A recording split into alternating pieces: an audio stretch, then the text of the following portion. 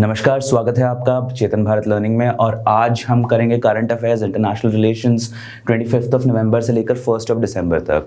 आज के हमारे जो बड़े टॉपिक्स हैं उनमें हम समझेंगे ऑर्गेनाइजेशन ऑफ इस्लामिक कंट्रीज है क्या और वो क्यों लगातार न्यूज़ में आ रहा है और वो हमारे नज़रिए से क्यों इंपॉर्टेंट है। उसके बाद हम थोड़ा सा पर्सपेक्टिव लेंगे कि यूएस ट्रूप विड्रॉल जो होगा अफगानिस्तान में, जो बार बार बात की जा रही है कि डोनाल्ड ट्रंप के बाद से केवल अब 4,500 ट्रूप्स रह जाएंगे अफगानिस्तान में, उससे इंडिया के ऊपर क्या इंप्लीकेशंस पड़ेंगी, वो इंपॉर्टेंट कॉन्वर्सेशन है। उसमें आपको फैक्ट्स पता होने की जरूरत नहीं है, लेकिन आपको जो पता करना है कि अगर आपको जीएस का क्वेश्चन आए, impact of US troop withdrawal in Afghanistan on India's regional security, we'll try and form a good answer with respect to that. Then we're going to try and understand how to read foreign news in our newspapers, right? So for example, you must have heard that the foreign minister visited West Asia. Then you also must have heard a disjointed story जिसमें लिखा होगा कि हमारे national security adviser Sri Lanka चले गए, और आपने सुना होगा कि हमारे फॉरेन सेक्रेटरी नेपाल चले गए। हम तीनों को कनेक्ट करने की कोशिश करेंगे और समझेंगे कि इंटरनेशनल रिलेशंस की स्टोरीज को पढ़ा कैसे जाता है। ऑलराइट, उसके बाद 30th फॉरेन मिनिस्टर समिट हुई है एससीओ की, और लास्ट जो हमारा टॉपिक है उसमें हम केवल बात करेंगे अगेन एक जीएस के आंसर लायक इंफॉर्मेशन आर्ग्यूमेंट्स हम फॉर्म करने की कोशिश करेंगे कि यूएस फॉरेन पॉलिसी में जो सत्ता परिवर्तन होगा, डोनाल्ड ट्रंप से जो बाइडेन की तरफ जो सरकार जाएगी, उसके मद्देनजर भारत पर क्या इम्पैक्ट पड़ेगा। क्योंकि आपने नोटिस किया होगा कि हर दिन कम से कम 1 से 2 एडिटोरियल्स आ रहे हैं, बड़े बड़े राइटर्स लिख रहे हैं कि इससे क्या होने वाला है क्या नहीं होने वाला है। उस पर हम बस एक जीएस का आंसर फॉर्म करने की कोशिश करेंगे। तो चलिए शुरुआत करते हैं। सबसे पहले ऑर्गेनाइजेशन ऑफ इस्लामिक कंट्रीज से हुआ क्या है। न्यूज़ में ये इसलिए है क्योंकि ऑर्गेनाइजेशन ऑफ इस्लामिक कंट्रीज की जो एक बॉडी है उसकी एक स्टेटमेंट आती है, हर बार एनुअल कॉन्फ्रेंस के बाद एक स्टेटमेंट आती है। उसमें उन्होंने स्ट्रॉन्ग एंड अनइक्विवोकल सपोर्ट दिया है कश्मीरी लोगों को के लिए, ठीक है। और पाकिस्तान बहुत खुश है इस बात से कि ऑर्गेनाइजेशन ऑफ इस्लामिक कंट्रीज ने एक बड़ा क्लियर कट स्टेटमेंट दिया है कि वो भारत विरोधी स्टेटमेंट की तरह कंस्ट्रू किया जा रहा है। तो हमने भी बहुत एक स्ट्रॉन्ग रिस्पांस दिया है। हमारे रिस्पांस में हमने सीधा सीधा कहा है कि आपको पहले तो अपने फैक्ट्स चेक करने चाहिए। ऑर्गेनाइजेशन ऑफ इस्लामिक कंट्रीज को कहा है कि आपके फैक्ट्स इनकरेक्ट है। उसके बाद हमने उनको कहा है कि ये जो references to Jammu and Kashmir हैं ये अनवारंटेड हैं, इनका कोई ज़रूरत नहीं है आपकी तरफ से, ठीक है। अब ये ओकेजन क्या है, ठीक है। ये ओकेजन है 47th session of the organisation OIC council of foreign ministers. Organisation of Islamic state के फॉरेन मिनिस्टर्स इकट्ठे बैठते हैं, और वो कहाँ बैठे थे इस बार? निजेर में, नियामे एक शहर है निजेर में जो अफ्रीका में कंट्री है, वहाँ पे 29 नवंबर को बैठे थे और उन्होंने वहाँ पर ये स्टेटमेंट रिलीज किया है, ठीक है। अब हम सबसे पहले तो समझने की कोशिश करते हैं कि OIC है क्या। Organisation of Islamic cooperation is the second largest inter government organisation. पहला सबसे बड़ा कौन सा है? यूनाइटेड नेशंस है ना, 190 से ज्यादा कंट्रीज हैं। OIC में 57 कंट्रीज है ना, 57 के आसपास कंट्रीज हैं, और ये दूसरा सबसे बड़ा इंटर गवर्नमेंटल का मतलब सारी सरकारें इकट्ठा आती हैं, बैठती हैं और उनका ही ऑर्गेनाइजेशन बनाया हुआ है। इंटर गवर्नमेंटल इंटरनेशनल ऑर्गेनाइजेशन, ठीक है। और उनका ऑब्जेक्टिव, जो कोर ऑब्जेक्टिव है उसमें लिखते हैं to safeguard and protect the interest of Muslim world in the spirit of promoting international peace and harmony among various peoples of the world. तो आपने देखा होगा कि जो मुस्लिम डोमिनेटेड कंट्रीज जहाँ पे people with religion Islam are dominant, वो countries spread out होते हैं वेस्ट एशिया से लेकर इंडोनेशिया तक, है ना। ये जो स्फीयर है वहाँ पे इंडिया एक बहुत बड़ी एक्सेप्शन है, नेपाल एक बहुत बड़ी एक्सेप्शन है, वरना बाकी ये पूरा का पूरा रीजन, म्यांमार को भी अगर आप एक्सेप्शन मान लें, बाकी ये पूरा का पूरा रीजन यहाँ पर मुस्लिम डोमिनेटेड कंट्रीज हैं। तो इन कंट्रीज की जो ग्रुपिंग है, 57 कंट्रीज की जो ग्रुपिंग है, उसको हम ऑर्गेनाइजेशन ऑफ इस्लामिक कोऑपरेशन कहते हैं। इसकी मेंबरशिप केवल और केवल मुस्लिम मेजॉरिटी कंट्रीज के लिए रिजर्व्ड है। हालांकि बहुत सारे देश ऑब्जर्वर स्टेटस पे, ऑब्जर्वर स्टेटस मतलब वो हर समिट में जाते हैं, ऑब्जर्व करते हैं, क्या होते हैं, डिप्लोमेटिक टॉक्स करते हैं लोगों के साथ, लेकिन वो मेंबर नहीं, जैसे रशिया, थाईलैंड और कुछ छोटे कंट्रीज, ठीक है। उसके बाद हम आते हैं इंडिया एंड OIC पे। इसमें आपको यहाँ पे ध्यान मत दीजिए, यहाँ पे बस बात सुनिए। पहले क्योंकि इंडिया की सेकंड लार्जेस्ट मुस्लिम पॉपुलेशन है पूरी दुनिया में इंडोनेशिया के बाद, राइट।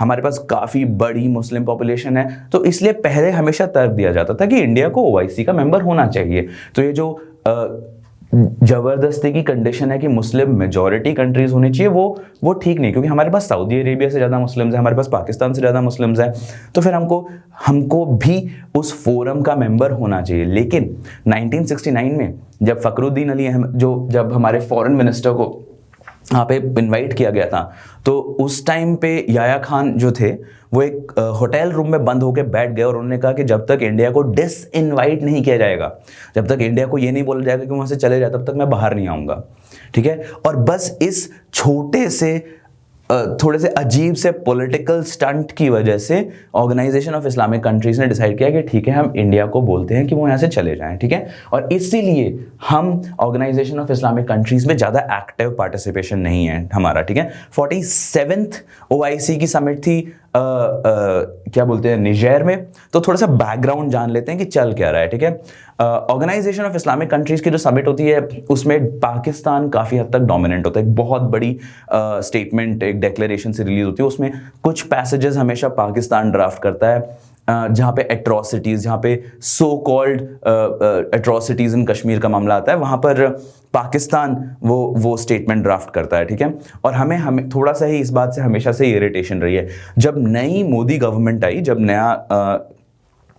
जब सत्ता परिवर्तन हुआ हिंदुस्तान में, तो एक थोड़ा सा एटीट्यूड चेंज आया, ठीक है। तो और ये थोड़ा सा नेचुरल भी था और कुछ यहाँ पे सरकारी पुश भी है। तो वो एटीट्यूड चेंज किया है कि वेस्ट एशिया को हम होल हार्टेडली अब्जॉर्ब करें, हम ये ना कहें कि वो बस एक चल रहा है हमारा वेस्ट एशिया के साथ रिलेशनशिप।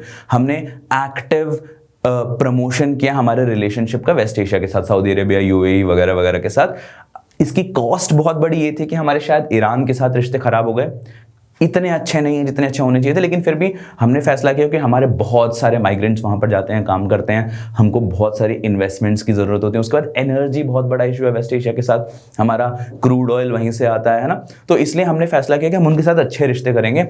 और ऑर्गेनाइजेशन ऑफ इस्लामिक कंट्रीज़ में हमारी पार्टिसिपेशन, हमारी एक्टिव इन्वॉल्वमेंट उसी स्ट्रैटेजी का एक हिस्सा है। और इसका एक साइड बेनिफिट यह है कि हम पाकिस्तान के इतने बड़े इन्फ्लुएंस को थोड़ा हद तक, कुछ हद तक कम कर सकते हैं ओआईसी में, है ना।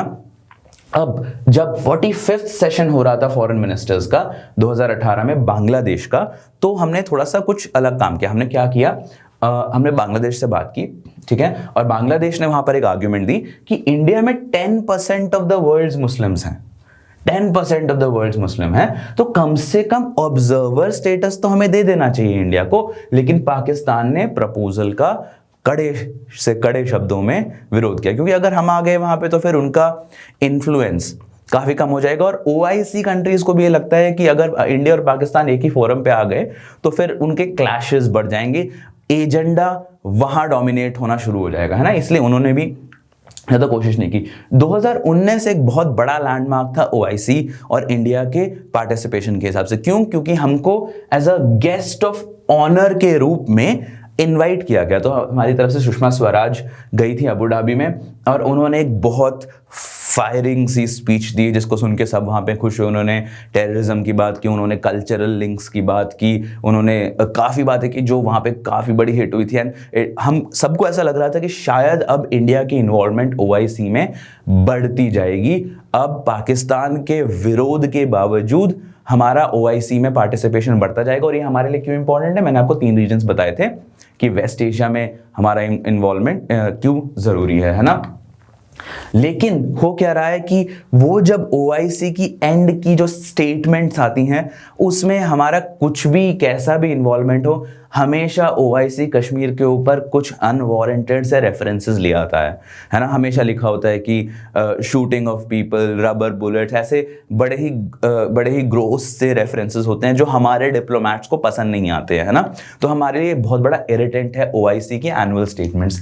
इसीलिए हम हर बार रिस्पॉन्ड करते हैं कि Kashmir is an integral part of India and is a matter strictly internal to India. ये हम थोड़ा बॉयलर प्लेट सा हमको स्टेटमेंट दे देते हैं, हम बॉयलर प्लेट सा रिस्पॉन्ड कर देते हैं कि देखिए हमारा अंदरूनी मामला है, हमारे घर की बात है, आपका यहाँ पर आना बनता नहीं है। बस सिंपल सी बात हो जाती है हर बार और वो ऐसे ही चल रहा है। दिस टाइम हम थोड़ा सा आगे गए, हमने बॉयलर प्लेट से थोड़ा सा आगे गए क्योंकि हम कुछ ज़्यादा इरिटेटेड थे इस बार, ठीक है। और हमने कहा कि अगर this grouping continues to allow itself to be used by a certain country, ये जो ग्रुप है इसको इस्तेमाल कर रहा है एक सर्टेन कंट्री, और जिसका नाम हम सबको पता है ना, which has an abominable record on religious tolerance, radicalism and persecution of minorities। यानी कि हम ये कह रहे हैं कि आपके यहाँ जो देश है जो लेक्चर कर रहा है हमें कि हमको अपनी माइनॉरिटीज से कैसे डील करना चाहिए, उनके खुद में देश के में माइनॉरिटीज का क्या हाल है उसके बारे में भी सोचना चाहिए ना, ठीक है। हमने थोड़ा सा आगे बढ़ के हमने जवाब दिया इस बार, ठीक है। तो इस रिस्पॉन्स की वजह से थोड़ा सा ये मैटर न्यूज़ में अच्छे से आया है, ठीक है। लेकिन अगर आपको एक आंसर आता है, ठीक है, आपको एक क्वेश्चन आता है जीएस के पेपर में इंटरनेशनल रिलेशंस में कि डिस्कस, डिस्क्राइब और elucidate on the nature of relationship of India with OIC और वेस्ट एशिया इन जनरल, ठीक है। अगर आपको इस बारे में कुछ क्वेश्चन आता है तो आपके आंसर का जो पिवट होगा, आपके आंसर की जो लिंचपिन होगा वो होगा डुअलिटी, ठीक है। इसको हम ऐसे डिस्क्राइब करेंगे, the duality in OIC's relationship with India. वो डुअलिटी क्या है, ठीक है, वो ये है कि जब हम इन देशों के साथ इंडिविजुअली बात करते हैं तो हमारे रिलेशनशिप्स हर साल बेहतर होते जा रहे हैं। For example Saudi Arabia, right, हमारे रिलेशनशिप्स सच्ची में बेहतर हुए हैं। रिपब्लिक डे परेड पे किंग ऑफ सऊदी अरेबिया आते हैं, मोहम्मद बिन सलमान हमारे यहाँ आते रहते हैं। इन्वेस्टमेंट्स की हमेशा खबरें आती रहती हैं कि अलग अलग तरह की इन्वेस्टमेंट्स हो रही हैं। हमारे प्राइम मिनिस्टर वहाँ पे जाते हैं और उन्हीं रीजन्स के देशों में उनको उनके टॉप सिविलियन ऑनर्स मिल रहे हैं। यानी कि एक उबाल, एक अच्छा फेज चल रहा है बायलैटरल 1-to-1 रिलेशनशिप्स में, एक अच्छा फेज चल रहा है, इंक्लूडिंग हमारे जो इसी रीजन के मेंबर्स जैसे फॉर एग्जांपल बांग्लादेश, इनके साथ भी हमारा एक अच्छा फेज चल रहा है, एक ठीक ठाक फेज चल रहा है। और जैसे ही ये लोग ओआईसी में जाते हैं वैसे ही इनकी स्टेटमेंट्स जो हैं वो हमारे खिलाफ हो जाती हैं। तो ये डुअलिटी है, दोगलापन है, ठीक है। कि और ये एक बुरे कॉन्टेक्स्ट में पेजोरेटिव नहीं है, ये बुरे कॉन्टेक्स्ट में यूज नहीं किया जा रहा है, ये बस हम एकेडमिकली डिस्क्राइब कर रहे हैं कि there is a duality in our relationship with OIC, ठीक है। Ties with UAE and Saudi Arabia especially have looked up significantly in the recent years. Bangladesh और इंडिया के टाइज बहुत अच्छी हैं, लेकिन ये कंट्रीज एडमिट करते हैं, क्या एडमिट करते हैं कि that they do not want to complicate relationship with India on Kashmir and simply play along with OIC. ये कोशिश करते हैं कि भाई पाकिस्तान धक्का मार रहा है तो हम नीचे नीचे बस साइन कर देते हैं उनके स्टेटमेंट पे, कोई बात नहीं, हमको इंडिया के साथ रिलेशनशिप खराब नहीं करना है। और ये डुअलिटी के ऊपर ही आपका आंसर बेस्ड होगा। एंड आई रियली होप आपको समझ में आ जाए। अगर आपको नहीं समझ में आया तो मैं दोबारा एक बार जल्दी से बता देता हूँ। डुअलिटी क्या है कि जब हमारे बायलैटरल रिलेशनशिप आते हैं तो वो हर साल अच्छे हो रहे हैं, लेकिन जैसे ही ये कंट्रीज, ओआईसी के कंट्रीज एक फोरम पे जाते हैं वैसे ही इनकी जो एनुअल स्टेटमेंट्स हैं उनमें कश्मीर के ऊपर रेफरेंसेस आना शुरू हो जाते हैं, है ना। तो हमारी फॉरेन पॉलिसी कई बार ऐसा लगता है कि पूरा कश्मीर ड्रिवन हो रखी है, कि whether we decide to have good relationships with a country और नॉट, ये किस चीज़ पे डिपेंड करता है कि उनका कश्मीर पे क्या स्टैंड है ना। एक छोटा सा ऑब्जर्वेशन है जो आप दे सकते हैं, ठीक है। उसके बाद मैंने आपको डुअलिटी समझा दी है, ये इंपॉर्टेंट इशू है, ठीक है। हम कई कमेंटेटर्स का कहना है कि हर बार हम एक बॉयलर प्लेट सा रिस्पांस दे देते हैं कि भैया ये हमारा अंदरूनी मामला है और प्लीज आप साइड रहिए। इस बार हम एक स्टेप आगे क्यों गए हैं, है ना। कुछ कमेंटेटर्स कहते हैं कि इस बार जो बाइडेन प्रेसिडेंट बनने वाले हैं, तो ऐसा माना, और हम इसके बारे में इसी प्रेजेंटेशन में आगे हम बात करेंगे, इसी लेक्चर में हम आगे थोड़ी सी और बात करेंगे। लेकिन अभी के लिए आप ये समझ लीजिए कि जब जो बाइडेन अमेरिका के राष्ट्रपति बनेंगे तो कई लोग ये अनुमान लगा रहे हैं कि वो मानवाधिकार मामलों में, ह्यूमन राइट्स के मामलों में इतने लीनियंट नहीं होंगे जितना डोनाल्ड ट्रंप थे इंडिया के ऊपर, ठीक है। तो हमारे ऊपर थोड़ा सा प्रेशर आने वाला है, तो उस प्रेशर को रेफ्यूट करने में हम पहले से ही आगे हैं कि हम कह रहे हैं कि भाई तुम पहले अपनी माइनॉरिटीज संभालो, उसके बाद हमें लेक्चर करना कि हमको अपनी माइनॉरिटीज से कैसे डील करना चाहिए, ठीक है। इसीलिए हम थोड़ा सा एक स्टेप आगे गए हैं और हमने ये बात की है, ठीक है। अब ओआईसी पे अगर कोई क्वेश्चन आए, ठीक है, अगर कोई क्वेश्चन आए तो आपको ऐसे नहीं करना है कि आपने बस सीधा आंसर लिखना शुरू कर दिया। पहला पैराग्राफ आपको ऐसे लिखना है, व्हाट इज ओआईसी, ठीक है। आपको थोड़ा सा कॉन्टेक्स्ट देना है, और उसके बाद बॉडी में आप लिख सकते हैं कि हमारी एक डुअलिटी है रिलेशनशिप में ओआईसी के साथ। उसके बाद 2018 और 2019 जो बांग्लादेश और उसके बाद जो सऊदी अरेबिया में हुई थी कॉन्फ्रेंस, उनके एग्जाम्पल्स दे सकते हैं कि वहाँ पर क्या हुआ था। और उसके बाद आप 2020 का ये जो स्टर्नली वर्डेड रिस्पॉन्स है इसके बारे में लिख सकते हैं, ठीक है। इसके साथ साथ आपको थोड़ा सा ये बताना है कि जो डोमिनेंट प्लेयर्स हैं ओआईसी में, वो 2 ग्रुप्स में आते हैं हमारी तरफ से, हमारे नज़रिए से 2 बड़े ग्रुप्स बनते हैं ओआईसी में, एक वेस्ट एशियन कंट्रीज़ और एक हमारे आसपास के कंट्रीज़, ठीक है। तो ये आपको बताना है कि वेस्ट एशियन कंट्रीज़ के साथ हमारे रिश्ते बहुत अच्छे होते जा रहे हैं, हमारे ट्रेड बढ़ते जा रहा है, हमारा डिफेंस कोऑपरेशन बढ़ रहा है, मोर इंपॉर्टेंटली एनर्जी सिक्योरिटी वहाँ से आती है हमारी माइग्रेंट पॉपुलेशन वहाँ पर काफ़ी हैं, जिनके इंटरेस्ट सिक्योर करने के लिए हमको बार बार एफर्ट मारना पड़ता है ना। इस तरह की आपको बातें करनी पड़ेंगी। Put the relationship in its proper perspective is the golden rule for writing any international relations answer. Put the relationship in a proper perspective, ठीक है। इसके बाद हम आते हैं US troop withdrawal in Afghanistan. जो यूनाइटेड स्टेट्स के अब हो क्या रहा है कि यूएस में ट्रांजिशन पीरियड चल रहा है। डोनाल्ड ट्रंप चुनाव हार गए हैं, जो बाइडेन चुनाव जीत गए हैं, लेकिन ट्रांजिशन पीरियड थोड़ा ज़्यादा लंबा खिंचता है, वहाँ पर पुराना प्रोसेस है। तो इसके टाइम पर डोनाल्ड ट्रंप ने जो उनकी बहुत पुरानी सी पॉलिसी थी कि वो इराक और अफगानिस्तान से वहाँ के ट्रूप्स को, बूट्स ऑन द ग्राउंड को वापस यूएस में ले जाना चाहते हैं, ठीक है। और वो एक बड़ी सर्जिकल सी फोर्स रखना चाहते हैं, नॉमिनल फोर्स रखना चाहते हैं, जो कि इन देशों की लोकल डिफेंस फोर्सेस को सपोर्ट करेगी, बैकएंड में सपोर्ट करेगी, ठीक है। आई होप अभी तक क्लियर है। तो ये डोनाल्ड ट्रंप की पॉलिसी थी कि वो ट्रूप्स को अपने वापस बुला लेंगे, ठीक है। 2001 के बाद से वो वहीं पे पड़े हुए हैं अफगानिस्तान में। एक टाइम पे लाख ट्रूप्स थे उनके, और इराक में 2004 के बाद से पड़े हुए हैं। तो इनका डोनाल्ड ट्रंप की कंसिस्टेंट पॉलिसी रही है that our troop should come back home. लेकिन हम यहाँ पर बैठे हैं, है ना। अब अगर अफगानिस्तान में केवल 8,500 ट्रूप्स बैठे होंगे और इराक में केवल चलो इराक तो हमसे थोड़ा बहुत दूर है, लेकिन फिर भी नंबर आपको बताना चाहिए, वो उनका प्लान है 4,500 ट्रूप्स लाने का।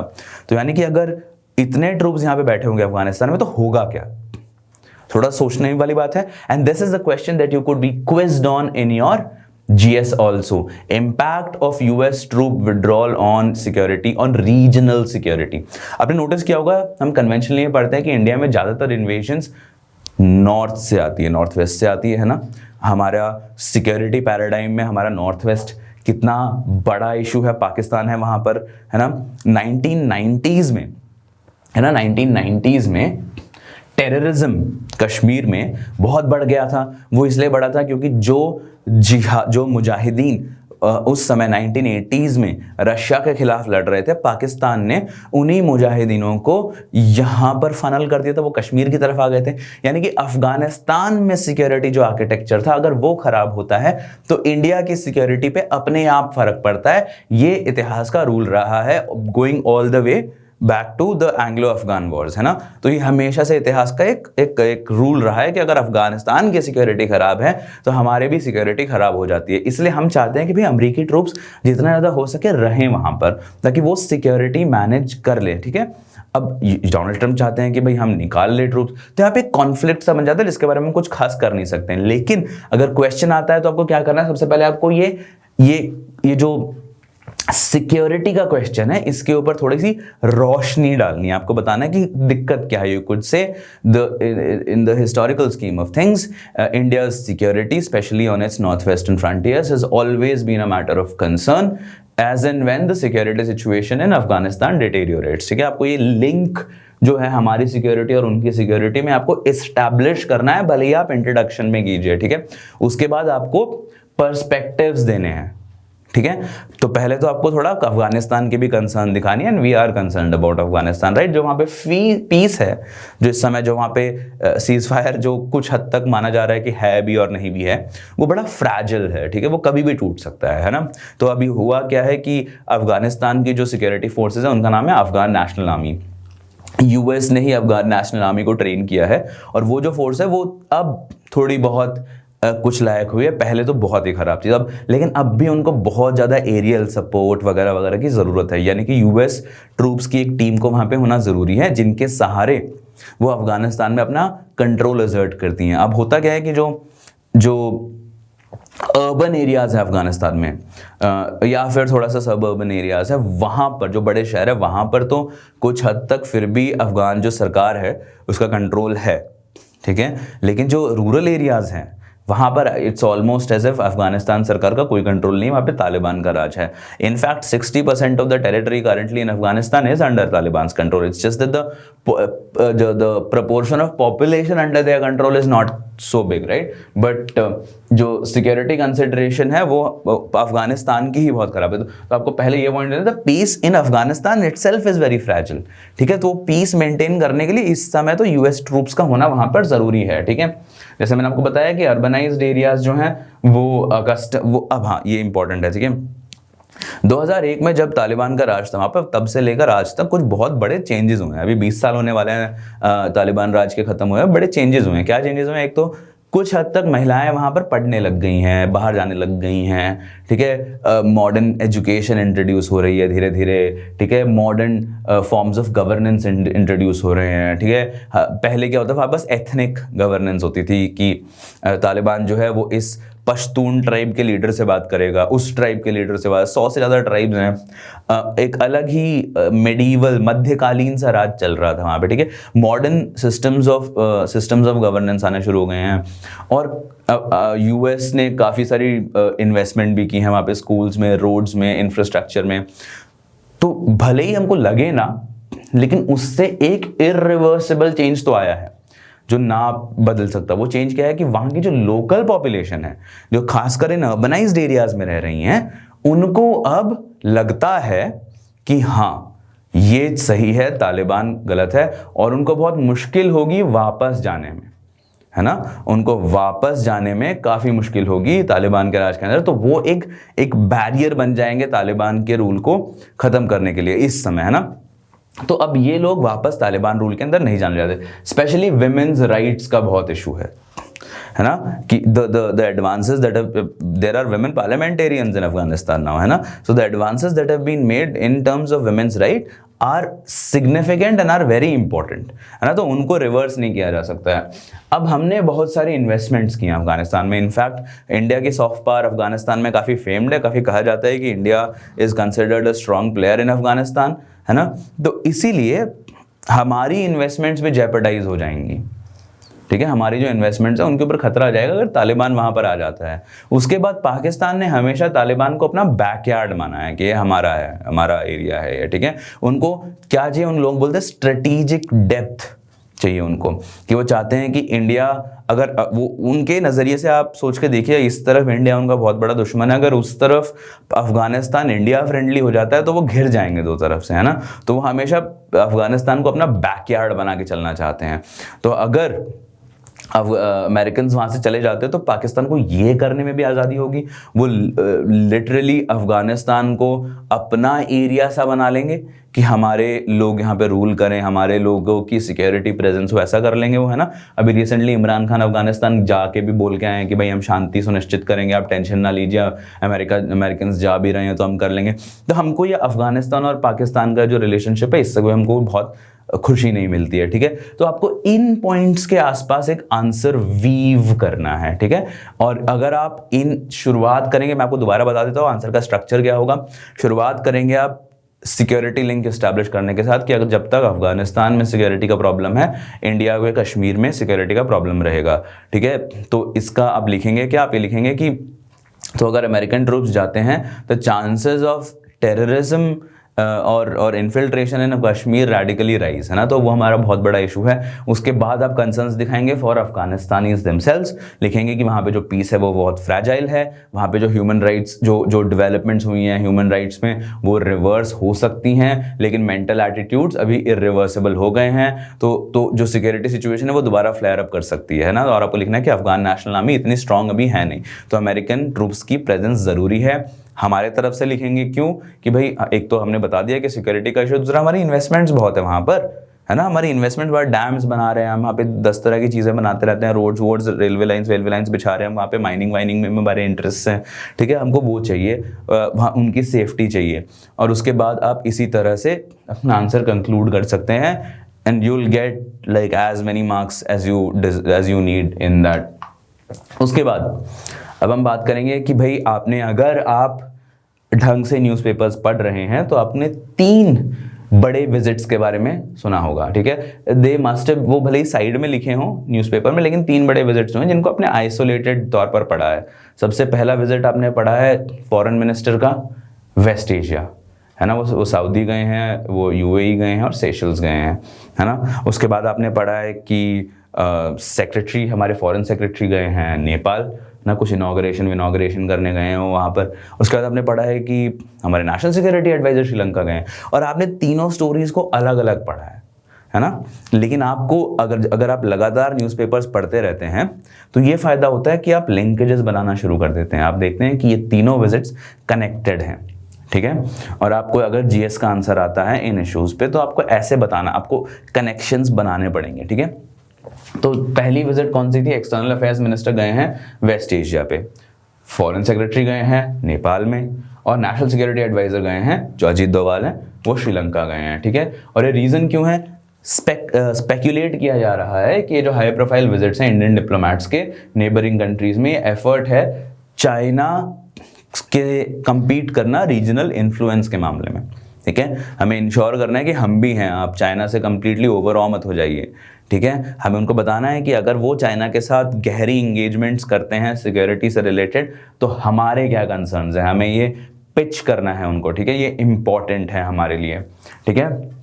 आपको पता ही है कि हमारा शोडाउन चल रहा है चाइना के साथ हिमालयाज में, तो उस कॉन्टेक्स्ट में आपको देखना है इसको, ठीक है। तो आपको अलग अलग नहीं पढ़ना है, हमारे फॉरेन मिनिस्टर वहाँ हैं, हमारे ये वहाँ, अलग अलग नहीं पढ़ना है, कनेक्टेड फॉर्म में आपको देखना है कि 3 हाई प्रोफाइल विजिट्स हुए। इंडिया का टॉप डिप्लोमैट्स, इंडिया के टॉप डिप्लोमैट्स एक डिप्लोमेटिक ऑफेंसिव पे निकले हुए हैं, फॉरेन मिनिस्टर, फॉरेन सेक्रेटरी और नेशनल सिक्योरिटी एडवाइजर, है ना।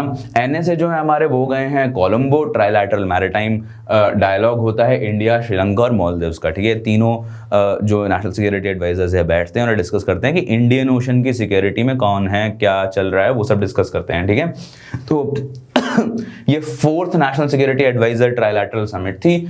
और आपको अब जीएस के आंसर में जब अगर आपको इंडियन ओशन रीजन की सिक्योरिटी में क्वेश्चन आए, फॉरेन इंटरनेशनल रिलेशंस में Indian ocean, it's very likely, ठीक है, इंडियन ओशन की रीजनल सिक्योरिटी पे क्वेश्चन बनता है और आपको उसके लिए प्रिपेयर करना चाहिए, ठीक है। If you plan on taking a good prelims and then taking a good GS exam, you need to prepare this answer, ठीक है। तो वहाँ पर हमने क्या किया, हमने ट्राइलैटरल मीटिंग करते हैं हम, श्रीलंका, मालदीव्स और हम हमारे खुद के डिप्लोमेट्स, ये हर साल होती है। तो ये फर्स्ट एनएसए लेवल थी और इसमें मैरीटाइम सिक्योरिटी कोऑपरेशन डिस्कस किया गया था। और अगेन इसका एजेंडा वही था इंडियन ओशन रीजन का, ठीक है। आपको याद होगा कि श्रीलंका में कुछ टेररिस्ट अटैक्स हुए थे रिसेंटली, है ना। तो ऐसा माना गया था कि हमारे पास कुछ इन्फॉर्मेशन थी उनके बारे में जो हमने हमारे श्रीलंकन काउंटर पार्ट्स को कन्वे रिले की थी, but because of communication issues उनको इतना सीरियसली नहीं लिया गया।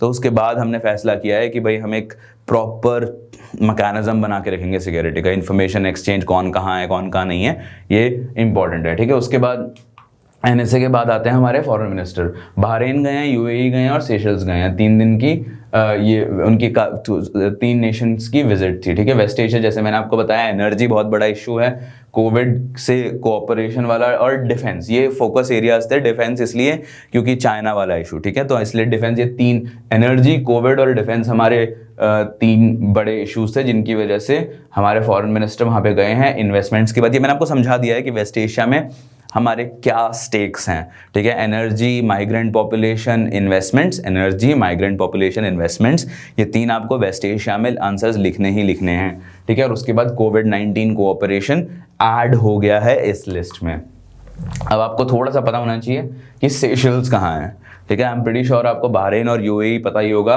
रेड सी में पढ़ते हैं, लेकिन आपको सेशल्स का आइडिया होना चाहिए, ठीक है। वो है मैडागास्कर के ऊपर इंडियन ओशन रीजन में, ठीक है। Now please take a note and I hope this is all that I need to teach about geography. यहाँ पर आप प्लीज मैप लगातार, ये 3 जहाँ पर भी हमारे मिनिस्टर्स जाते हैं आपको एक बार मैप पे उनको पक्का लोकेट करना है, ठीक है। और वैसे ही हमारे फॉरेन सेक्रेटरी साहब गए, हर्षवर्धन श्रृंगला जी गए हैं नेपाल, उन्होंने इनॉग्रेट किए। तो बेसिकली वहाँ पे 2015 की अर्थक्वेक के बाद कुछ होम्स खराब हुए थे, हमने ठेका लिया था कि हम 50,000 घर बनाएंगे, 45,000 46,000 पूरे हुए, और हमने कहा कि हम जाके देखो, ये इससे हमें पता चलता है ना कि कोऑर्डिनेटेड एफर्ट है, क्योंकि प्लान तो था कि भाई 50,000 पहले पूरे हो जाएं फिर इनॉग्रेट करेंगे, हमने 45,000 इनॉग्रेट कर दिए क्योंकि हमें काम उनसे अभी था, है ना।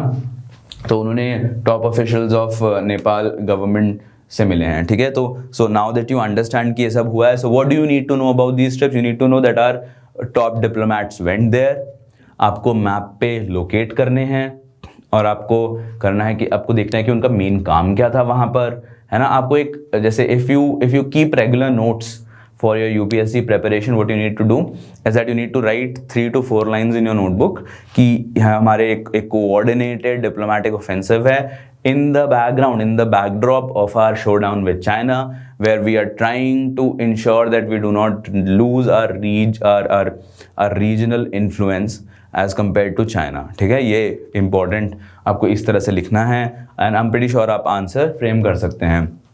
30th SCO समिट हुई है, पुराने टाइम से कैलकुलेट करते हैं, नंबर इसलिए 30 हुई है, शंघाई कोऑपरेशन ऑर्गेनाइजेशन है।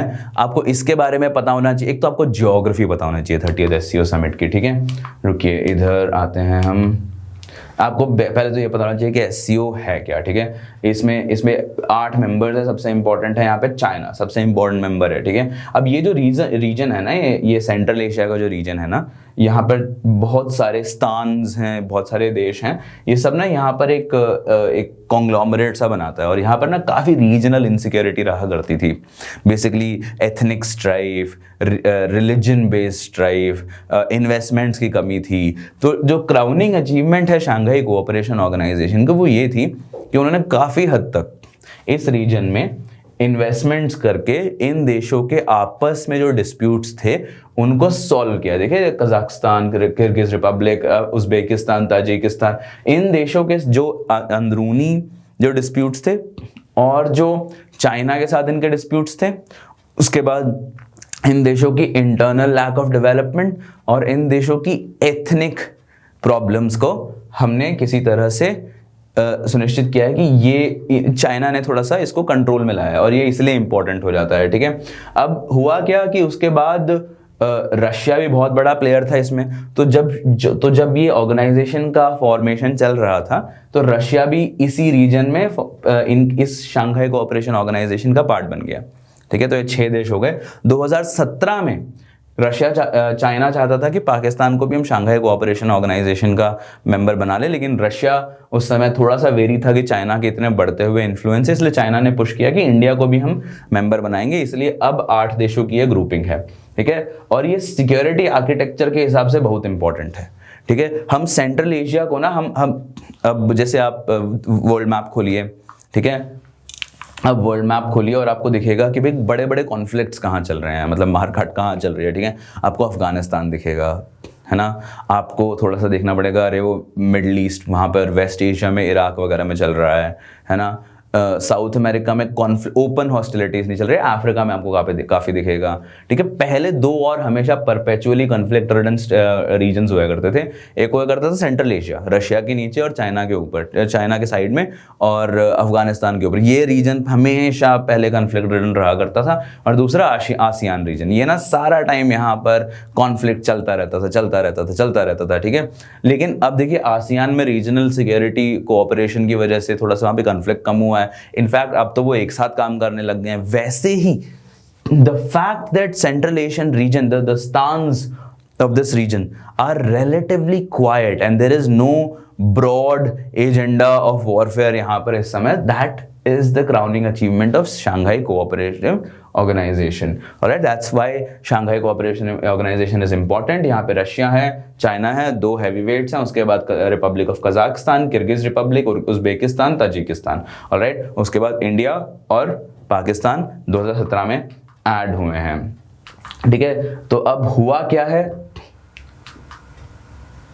हुआ यह है कि इंडिया ने फॉरेन मिनिस्टर्स कॉन्फ्रेंस को होस्ट किया है, ठीक है, वर्चुअली होस्ट किया है, 30th थी और बस मतलब कॉन्फ्रेंस फॉर्मेट में था और कुछ ज़्यादा नहीं हुआ. In fact it was a very token sort of a meeting. एक इशू आया था that Pakistan wanted to raise bilateral issues with India. Kashmir वगैरह का इशू रेज करना चाहता था यहाँ पर. हमने रशिया के साथ मिलके उस अटेम्प्ट को थ्वाट किया कि भाई बायलैटरल इश्यूज आप अपने में सुलझाइए. जैसे देखिए बाकी इसी ग्रुपिंग में बाकी जो देश है उनके बायलैटरल इश्यूज इस ग्रुपिंग में डिस्कस होते हैं, लेकिन इंडिया और पाकिस्तान के बायलैटरल इश्यूज मैंने आपको बताया था कि वो किसी ग्रुपिंग में एड्रेस नहीं किए जा सकते, है ना. मैंने आपको बताया था इंडिया OIC का मेंबर इसलिए नहीं बन सकता क्योंकि अगर इंडिया और पाकिस्तान OIC के मेंबर हुए तो क्या होगा, पूरी ग्रुपिंग हम ही हॉक कर लेंगे, है ना.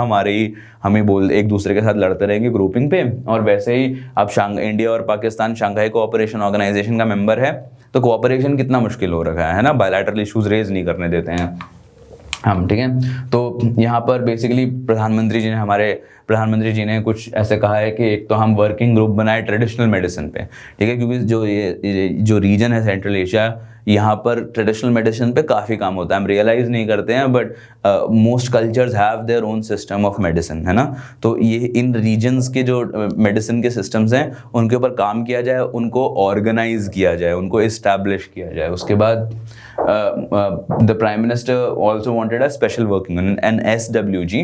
So what's a special working group? It's you take a bunch of experts from different countries, put them in the same bucket और उसके बाद उन्हें बोलें कि इस पे काम कीजिए. तो हम चाहते हैं कि इनोवेशन और स्टार्टअप कल्चर पे थोड़ा बहुत काम हो, एक स्टार्टअप का इकोसिस्टम पे हम सब काम करें. और उसके बाद फिर स्टार्टअप फोरम भी लॉन्च हुआ है इस बार. And then there is a common Buddhist heritage, right? So you know that Buddhism spread out throughout Central Asia in its heyday. तो बहुत सारे ऐसे cultural remains हैं जो इस पूरे रीजन में फैले हुए हैं, जिनका थोड़ा सा जो अभी डिलिपरेटेड स्टेट में है क्योंकि ये जो रीजन्स हैं अभी मुस्लिम मेजॉरिटी रीजन्स हैं ना. तो ये थोड़ा सा एक स्मार्ट वेंचर है जो इंडिया ने पुश किया है कि देखो इतने सारे यहाँ पर बिल्डिंग्स हैं. आपको याद होगा बामिया बुद्धा अफगानिस्तान में कितना बड़ा स्टैचू था, उसको डिस्ट्रॉय कर दिया गया था तालिबान ने ना 2001-2002 में उसको, और वीडियो बनाई थी उसको उड़ाते हुए कि it was a sad moment for us, right. It was because we considered it our heritage, है ना. वो इंडिया के ही क्राफ्ट्समैन थे जिन्होंने वहाँ पर बनाया था. तो हम चाहते हैं कि बाकी के जो बुद्धिस्ट एरा के जो स्टैच्यूज बिल्डिंग्स वगैरह हैं उनको हम कंजर्व करें, ठीक है. So it's a smart move by India इस सिनेरियो में. उसके बाद हम आपको पता चल गया कि हुआ क्या था, उससे ज़्यादा आपको जानने की ज़रूरत नहीं है. आपको पता करना है जियोग्राफी प्लीज़ प्लीज़ प्लीज़ आप यहाँ पे सॉर्टेड रखिएगा इस एरिया की जियोग्राफी, ठीक है. उसके बाद हम आ जाते हैं इसकी फंक्शनिंग का क्या सीन है SCO की, ठीक है. Heads of state supreme decision making body है जो कि जनरली हर ऑर्गेनाइजेशन में होता है. प्रधानमंत्री इंडिया के जाएंगे, रशिया के प्रेसिडेंट आएंगे, वैसे हेड्स ऑफ स्टेट मिलते हैं और डिसाइड करते हैं. ये जो मीटिंग थी 30th, ये फॉरेन मिनिस्टर्स थी, ठीक है, हेड्स ऑफ स्टेट नहीं थी, ठीक है. लेकिन even though this is the decision making body, most of the work actually gets done in the foreign ministers meeting, ठीक है. दो इसके इंपॉर्टेंट बॉडीज हैं जो आपको प्रीलिम्स में तंग कर सकती हैं. If you just have watched this lecture they probably won't disturb you as much. एक तो SCO सेक्रेटेरिएट है जो बीजिंग में बेस्ड है, ठीक है. So this organization has a secretariat as opposed to G20 which does not have a secretariat, है ना. तो आपको ये थोड़ा ध्यान रखना. So what does a secretariat do? It brings some structure to an organization because as heads of state go away the secretariat keeps on running, right. तो वो हर बार नया एजेंडा आता रहेगा उस पे. जैसे 2017 में जो डिसाइड किया था SCO के हेड्स ऑफ स्टेट ने, उस पे इस समय भी सेक्रेटेरिएट में बैठ के कोई काम कर रहा होगा, है ना. It brings some sort of a structure to the organisation. उसके बाद ये प्रीलिम्स में आ सकता है regional anti terrorist structure RATS based in Tashkent, ठीक है. ताशकंद में बेस्ड है ये उज्बेकिस्तान में. अब सीन क्या है कि ये ऑर्गेनाइजेशन यहाँ पर क्यों है, ये इसलिए है because this region itself, the central Asian region itself needed a security cooperation mechanism, ठीक है. जैसे आपने नोटिस किया होगा श्रीलंका में हम ट्राइलैटरल मीटिंग कर रहे हैं, इंडिया, श्रीलंका और मालदीव्स.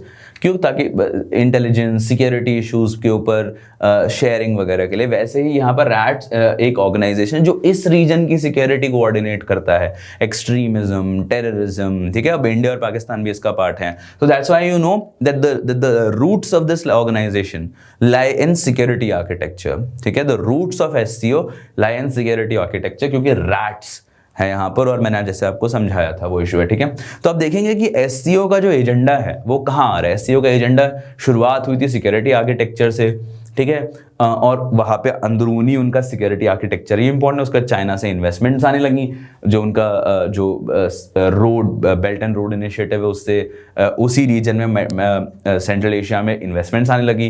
तो जो उन्होंने सिक्योरिटी ठीक की थी उसके ऊपर मतलब सोने पे सुहागा हो गया। Now there is money also involved. Now India and Pakistan are these sort of these bags that have been attached, that have been stapled with SCO। पता नहीं क्या होगा, मतलब हम बस जियोपॉलिटिकल कंसिडरेशंस की वजह से इसका पार्ट हैं, क्योंकि चाइना पाकिस्तान को चाहता था, रशिया ने कहा भाई देखिए आपका इन्फ्लुएंस बहुत बढ़ जाएगा, हम इंडिया चाहते हैं एससीओ में, ठीक है। अगर किसी दिन ऐसा होता है कि हमारे पाकिस्तान के साथ इतने मुद्दे ना हो और हमारे चाइना के साथ इतने मुद्दे ना हो, then think of the powerful grouping that this is, right. Russia, China, India, Pakistan, right. Think of the powerful grouping that this is, but its potential will always remain unfulfilled as it seems so now, ठीक है। तो अब हमने SCO भी पता कर लिया है, उसका सिस्टम क्या है, फॉरेन अफेयर, फॉरेन मिनिस्टर्स की मीटिंग थी, ये सब हुआ है। अब हम एक इशू पे बस बात करेंगे ब्रॉडली, ठीक है। और बात करना इस पे काफी इंपॉर्टेंट है, because you must have noticed a lot of these editorials talking about that there is an administration change in United States, कि नए लोग आ रहे हैं, यानी कि अब पॉलिसी बदलेगी। हर बार पॉलिसी बदलती है जब नए राष्ट्रपति आते हैं। फॉर एग्जांपल जब बराक ओबामा अमेरिका के राष्ट्रपति बने थे तो एक बड़ा सिक्योरिटी पैराडाइम उन्होंने जो जिसके बारे में वो लगातार बात करते थे वो था पिवट टू एशिया।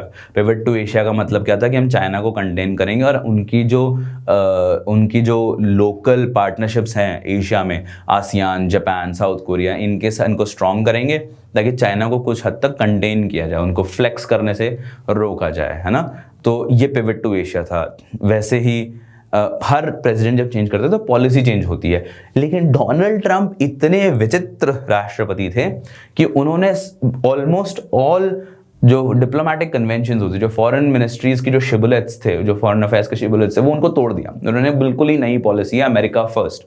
उसमें इंडिया के साथ वो स्ट्रॉन्ग सिक्योरिटी इंगेजमेंट तो कर रहे हैं, डिफेंस इंगेजमेंट बहुत है, लेकिन हमारे साथ जब इंगेजमेंट कर रहे हैं उसी टाइम पे हमारे ऊपर टैरिफ्स भी लगा रहे हैं, है ना।